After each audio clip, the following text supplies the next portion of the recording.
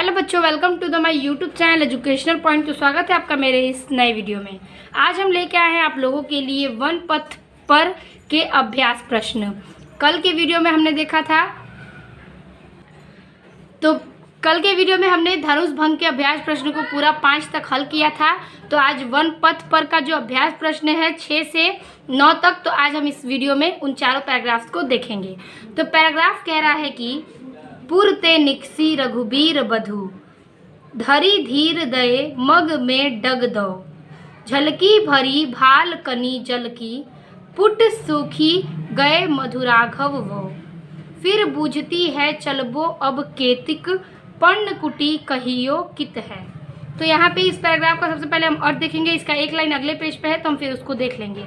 तो इस पैराग्राफ में कह रहा है कि पुर ते निकसी रघुबीर बधु, यानी कि पुर ते का मतलब होता है श्रीगवेगपुर। ठीक है, ये जगह का नाम है श्रीगवेरपुर। श्रीगवेरपुर से निकलकर रघुबीर बधु यानी कि सीता जी, यानी कि राम जी की पत्नी रघुबीर बधु यानी कि सीता जी धरी धीर धैर्य धारण करते हुए दय मग में डग दो, लगभग दो चार कदम और ही आगे बढ़ी ही थी। यानी कि श्रीगवेगपुर से निकलकर सीता जी ने लगभग 2-4 कदम आगे अपने डाले ही थे, यानी बढ़ी ही थी कि झलकी भरी भाल कनी जल की, तो उनके मस्तक पे जल की कुछ बूंदें झलकने लगी। क्या करने लगी? उनके मस्तक पर जल की कुछ बूंदें झलकने लगी, यानी कि पसीने आने लगे। पूट सूखी गए मधुराघव वो, और उनके मधुर ओठ सूख गए थे, यानी कि पसीने से वो लथपथ थी और उनके होठ जो है मधुर होठ वो सूख से गए थे। फिर बूझती है, तभी वे राम से पूछती हैं, चलबो अब कैतिक की, और हमें और कितना दूर चलना पड़ेगा। पर्ण कुटी कहियो कित है, और पत्तों की कुटिया हम कहाँ पर बनाएंगे। वो पूछती हैं कि हमें और कितना दूर चलना पड़ेगा, और पर्ण कुटी मीन्स पत्तों की कुटिया हम कहाँ पर बनाएंगे। फिर आगे का लाइन कह रहा है, तिय की लखी आतुरता पिय की अखियां, अति चारु चली जल चवे, यानी कि तिय की लखी यानी कि पत्नी की व्याकुलता को, आतुरता पिय की अखियां यानी कि पत्नी की व्याकुलता को आंखों में देखकर भगवान के नेत्रों से आंसू निकल आए। जल चवे यानी कि पत्नी के दुख भरी चीज़ें और व्याकुलता को देखकर प्रभु श्री राम के नेत्रों से भी आंसू निकल आए। ठीक है, यही इस पैराग्राफ का अर्थ है। पहला प्रश्न है कि प्रस्तुत पद्यांश का संदर्भ लिखिए। तो सबसे पहले हम संदर्भ लिखेंगे, हेडिंग कर लेंगे पुरते निकसी डॉटेड जल चवे। तो इस प्रकार से हेडिंग है पुरते निकसी डॉटेड जल चवे। संदर्भ में लिखेंगे कि प्रस्तुत पद्यांश हमारी पाठ्य पुस्तक हिंदी के काव्य खंड में संकलित एवं गोस्वामी तुलसीदास जी द्वारा रचित वन पथ पर नामक पाठ से लिया गया है। ठीक है, यही संदर्भ आपको चारों पैराग्राफ्स में लिखना है। अगला प्रश्न है इसका कि रेखांकित अंश की व्याख्या कीजिए। तो रेखांकित अंश मैं पहले आपको दिखा दे रही हूँ। रेखांकित अंश है यहाँ पर, पुर ते निकसी रघुबीर बधु, धरी धीर दये मग के डग दो, झलकी भरी भाल कानी जल की, पुट सूखी गए मधुराघव वो। तो जैसे कि मैंने आपको अर्थ बताया वही हमें लिखना है। तो चलिए लिखित दिखा देते हैं। तो इस प्रकार से हेडिंग कर लेंगे रेखांकित अंश की व्याख्या और लिखेंगे कि तुलसीदास जी कहते हैं कि श्रीगवेगपुर से निकलकर सीता जी ने लगभग 2-4 कदम आगे ही बढ़ी थी कि उनके मस्तिष्क पर जल की बूंदें झलकने लगी और उनके मधुर होठ सूख गए। यही 2 लाइन की हमें व्याख्या लिखनी थी। तो ये हो गया। अब हम देखेंगे इसका अगला प्रश्न। तो अगला प्रश्न कह रहा है कि 100 नंबर कि पद्यांश में मधुरागर शब्द के विशेषण और विशेष्य छांटकर लिखिए। तो इसका उत्तर हो जाएगा कि पद्यांश में मधुरागर शब्द का विशेषण और विशेष्य छांटकर लिखिए, यानी कि मधुकर विशेष्य है और आधर विशेष्य है। ठीक है, यही इसका उत्तर है। बी प्रश्न कह रहा है कि कौन नगर से निकलकर वन पथ पर अग्रसर हो रहे हैं। उत्तर होगा प्रेमिका नगर से निकलकर वन पथ पर अग्रसर हो रही हैं। अगला प्रश्न है इसमें सी नंबर कि पर्णकुटी कहियो हित हवे में कौन सा अलंकार है। इसका उत्तर आ जाएगा कि यह एक अनुप्रास अलंकार है। ठीक है, तो इसका उत्तर ये हो गया। अब हम देखेंगे अपना 7वां पैराग्राफ। 7वां पैराग्राफ कह रहा है कि रानी मैं जानी अनजानी महा पबी पाहन हूँ तो कठोर हियो है। राजहूँ काज अकाज न जानियो कहो हित को जिन कान कियो है। ऐसी मनोहर मूर्ति ये बिछुरे कैसे प्रीतम लोग जियो है। आखिन मैं सखी रखीबो जोग इन्हें कीमी कै बनवास दियो है। तो इस पैराग्राफ का अर्थ कहना चाहता है कि रानी मैं जानी अनजानी महा, कि एक ग्रामीण महिला दूसरी ग्रामीण महिला से कहती है कि पबी पाहन हूँ तो कठोर हियो है, कि मैं मानती हूँ कि वे रानी जो अज्ञानी थी वो क्या है, जो जानी थी अज्ञानी थी, उनका क्या है, हृदय बहुत ही व्रज के समान कठोर है। वो सखी कहती है एक दूसरी सखी से कि मैं मानती हूँ कि रानी जो है वो अज्ञानी थी और उनके हृदय में ब्रज के समान कठोरता भरी हुई थी। राजहूँ काज अकाज न जानियो कहो हित ही के जिन कान कियो, परंतु उस राजा को भी भले बुरे का ज्ञान नहीं है, ऐसा काम जिसने ऐसा काम किया है। वो कहती हैं सारी सखियाँ कि क्या उस राजा को भी ज्ञान न था जो पूरी सभा को चलाते हैं, क्या उनको ऐसा काम करना शोभा दे रहा है। ऐसी मनोहर मूर्ति ये, इतने सुंदर लोग हैं ये, बिछुरे कैसे प्रीतम लोग जिन्हों हैं, पता नहीं इनसे बिछड़कर इनके प्रियतम लोग कैसे जीवित रह रहे होंगे। अखिन मैं सखी, हे सखी रखीबो जोग इन्हें किमी कै बनवास दियो है। हे सखी ये तो आँखों में बसने योग्य हैं, पता नहीं इन्हें बनवास क्यों दिया गया है। ठीक है, यही सखियाँ ग्रामीण सखियाँ एक दूसरे से बात करती हैं। पहला प्रश्न है कि प्रस्तुत पद्यांश का संदर्भ लिखिए। संदर्भ वही रहेगा, हेडिंग बना लेंगे रानी में डॉटेड दियो है। और दूसरा पैराग्राफ है रेखांकित अंश की व्याख्या। तो रेखांकित अंश है ऐसी मनोहर मूर्ति ये बिछुरे कैसे प्रीतम लोग जियो है। अखिन मैं सखी रखीबो जोग इन्हें कीमी कै बनवास दियो है। ठीक है, इन दोनों लाइन का हमें अर्थ लिखना है। चलिए देखते हैं इसका अर्थ। तो इस पैराग्राफ में हेडिंग कर लेंगे रानी मैं जानी डॉटेड दियो है। संदर्भ पूर्वरत रहेगा जो कि मैंने आपको पहले बताया। और रेखांकित अंश की व्याख्या हेडिंग कर लेंगे और इसमें लिखेंगे कि तुलसीदास जी कहते हैं कि कितने सुंदर लोग हैं ये, पता नहीं इनसे बिछड़कर इनके प्रियतम लोग किस प्रकार जीवित होंगे। हे सखी ये तो आँखों में बसने योग्य है, पर पता नहीं इन्हें वनवास क्यों दिया गया है। ठीक है, यही इसका उत्तर है। इसका अगला प्रश्न कह रहा है 100 नंबर की पद्यांश में ऐसी मनोहर मूर्ति है किसके लिए प्रयुक्त है तथा इसमें कौन सा अलंकार है। तो ये भगवान के प्रति प्रयुक्त है, राम के प्रति, और इसका अलंकार है जो कि है, इसका उत्तर है अनुप्रास अलंकार। ये एक अनुप्रास अलंकार है। ठीक है, अब देखेंगे हम 8वें पैराग्राफ को। 8वां पैराग्राफ कह रहा है कि शीर्ष जटा उर बाहु विशाल बिलोचन लाल तिरछी सी भौहे। तुल सरासन बान धरे तुलसी बन मार्ग में सूठी सोहे। सादर बारही बार सुभाग्य चितो तुम त्यो हमरो मन मोहे। पूछती ग्राम बधू सिय से कहो सावरे से सखी रावरे कौन है को है। ठीक है, तो इस पैराग्राफ में एक सखियाँ कहती हैं, ग्रामीण महिला सीता जी से कहती हैं कि शीर्ष जटा उर बाहु, यानी कि जिनके सिर पर जटा है, उर बाहु जिनका हृदय विशाल भुजाओं वाली हैं, विशाल यानी कि जिनके शीर्ष पर जटा है, जिनका हृदय और भुजाएं विशाल है, बिलोचन लाल जिनकी आंखें लाल है, और तिरछी भी बोहे, और जिन्होंने तीर धनुष धारण किए हुए हैं। तुन सरासर बन धारे, यानी कि जिन्होंने सरासर धनुष को धारण किया हुआ है।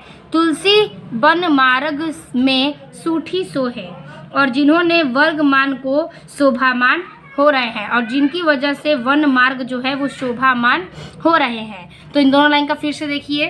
शीर्ष जटा यानी कि सखी पूछती हैं कि जिनके सिर पर जटा है, और फिर कहती हैं कि जिनकी बाहें, यानी कि जिनका हृदय भुजाएं विशाल हैं, जिनके आंखें लाल हैं और जिनके भौहें जो हैं वो तिरछी हैं, तो और जिनके तीर धनुष धारण किए हुए हैं, ये सुंदर वनवार्ग जो है वो शोभावान हो रहे हैं। यानी कि इनके वजह से जो ये वन है वो सुंदर वान यानी कि शोभायान प्रतीत हो रहे हैं। सादर बारही बार सुभायान चितो तुम ज्यो त्यो हमरो मन मोहे।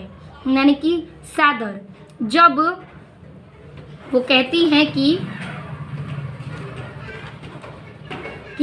ये जो सहज स्वाभाविक रूप में, ठीक है, सहज स्वाभाविक रूप में जो बड़े सम्मान के साथ बार बार आपकी ओर देख रहे हैं, ठीक है, वो कह रही हैं कि ये जो सहज स्वाभाविक रूप से सम्मान के साथ आपको बार बार यानी कि तुमको बार बार देख रहे हैं, यह सुंदर जो हमारी ओर भी आकर्षित हो रहे हैं, यह कौन है?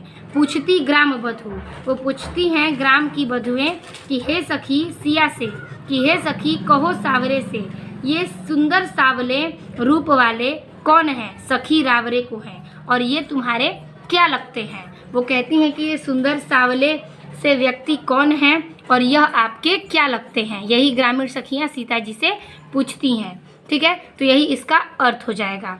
तो इसमें हम देखेंगे प्रश्न। पहला प्रश्न है कि प्रस्तुत पद्यांश का संदर्भ लिखिए, संदर्भ आपका पूर्वरत रहेगा। और दूसरा प्रश्न है कि रेखांकित अंश की व्याख्या कीजिए। तो रेखांकित अंश है आपका सादर बारही बार सुभाय चित्तो तुम त्यो हमरो मन मोहे, पूछती ग्राम बधू सियसो कहो रावरे से सखी रावरे को है।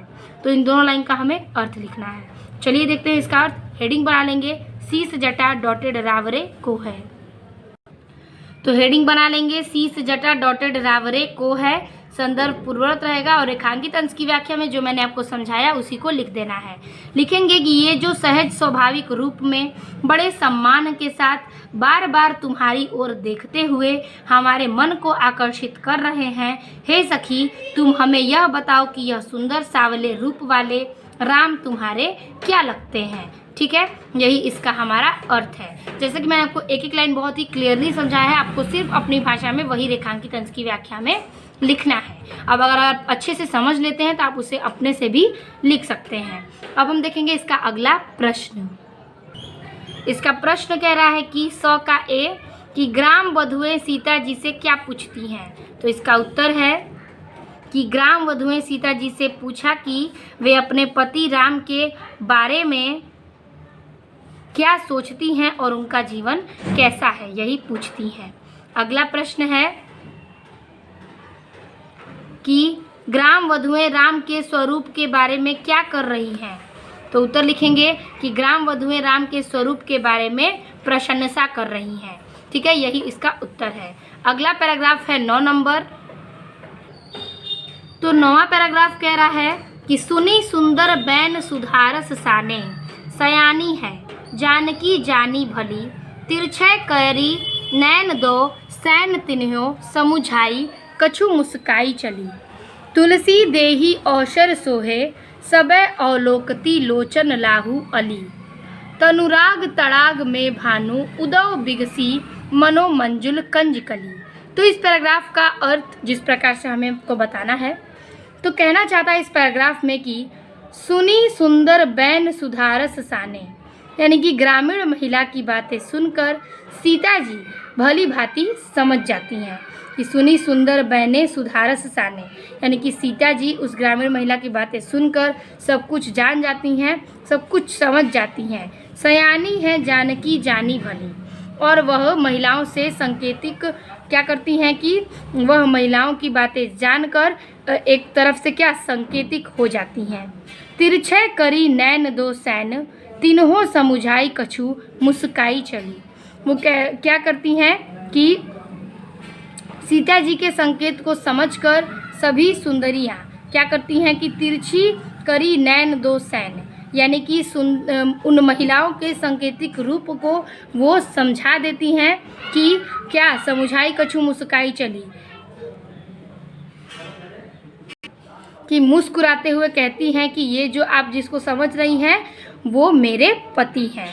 ठीक है, वो सखियों से संकेतिक कर देती हैं कि मैं आपको समझाती हूँ कि वो जो आप जिनके बारे में बातचीत कर रही हैं वह मेरे पति हैं। तुलसी तेहि अवसर सोहे सबे अलोकती लोचन लहु अली। तुलसीदास जी कहते हैं कि सीता जी के संकेत को समझकर, ठीक है, अवसर सो है यानी कि सीता जी के संकेत को समझकर, सौंदर्य को देखकर, यानी कि सखियों ने राम के सौंदर्य को देखकर अपने नेत्र को लाभ प्राप्त करने लगी। क्या करने लगी? अपने नेत्र को लाभ यानी कि लाभ प्राप्त करने लगती हैं राम जी की तरफ देखकर। अनुराग तड़ाग, अनुराग तड़ाग का मतलब होता है प्रेम के सरोवर। प्रेम के सरोवर में भानु उदय बिगसी मनो मंजुल कंजकली। प्रेम के सरोवर के रूप में, ठीक है, राम के रूप में सूर्य के उदित होते ही महिलाएं के नेत्र रूपी, ठीक है, महिलाओं के नेत्र रूपी कमल की सुंदर कलियां खिल गई हैं। यानी कि जिस प्रकार से वह अपनी आँखों से देखती हैं उन्हें और उन्हें अपनी प्रशंसा प्राप्त होती है, तो उसी प्रकार से वह प्रेम के सरोवर में राम रूपी सूर्य के उदित होते ही महिलाओं ने अपने नेत्र रूपी कमल को सुंदर कलियां खिला लिया है। ठीक है, कंजकली यानी कि सुंदर कली को खिला लिया है। तो इस प्रकार से इस पैराग्राफ का यही अर्थ है। पहला प्रश्न कह रहा है कि उपयुक्त पद्यांश का संदर्भ लिखिए। संदर्भ आपका पूर्ववर्त रहेगा। और दूसरा प्रश्न है कि रेखांकित अंश की व्याख्या कीजिए। तो रेखांकित अंश की व्याख्या देख लेते हैं। तो अनुराग तड़ाग में भानु उदय बिगसी मनोमंजुल कंजकली, हमें इस लाइन के अर्थ को लिखना है। हेडिंग बना लेंगे सुनी सुंदर डॉटेड कंजकली। हेडिंग कर लेंगे सुनी सुंदर डॉटेड कंजकली। संदर्भ आपका पूर्ववर्त रहेगा जो कि मैंने आपको 6वें पैराग्राफ में बताया। और रेखांकित अंश की व्याख्या हेडिंग कर लेंगे और इसमें लिखेंगे कि तुलसीदास जी कहते हैं कि ऐसा प्रतीत हो रहा है मानो कि प्रेम के सरोवर में राम रूपी सूर्य के उदित होते ही महिलाओं के नेत्र रूपी कमल की सुंदर कलियां खिल गई हों। यही उस एक लाइन का अर्थ है जो कि आपको एक्सप्लेन करना है। ठीक है, तो रेखांकित अंश की व्याख्या भी हो गई। अगला प्रश्न है इसमें लास्ट कि अनुराग तड़ाग तथा मंजुल कंजकली में कौन सा अलंकार है। तो इन दोनों को एक दूसरे के भेद रहित आरोप लग रहा है इसमें, इसलिए इसमें हो जाएगा रूपक अलंकार। तो लिख लेंगे इसका उत्तर है रूपक अलंकार। तो इस प्रकार से आपका सारा पैराग्राफ समाप्त होता है। आई होप आपको ये सारे पैराग्राफ्स के अर्थ और प्रश्न उत्तर समझ में आए होंगे। आप इसे नोट कर लीजिएगा नोट्स के तौर पे, ताकि आपको एग्जाम में इसकी हेल्प मिल सके। अगर आपको इसके पूरे संपूर्ण पैराग्राफ की व्याख्या चाहिए तो आप मेरे पिछले वीडियो में देख सकते हैं। उसमें मैंने वन पथ पर के और धनुष भंग के सारे पैराग्राफ्स के अर्थ को समझाकर और उसकी व्याख्या लिखी है। तो वीडियो अच्छी लगे तो लाइक कमेंट शेयर कीजिएगा और अपने दोस्तों को भी शेयर कीजिएगा। मिलते हैं आपसे अगले वीडियो में, तब तक के लिए धन्यवाद।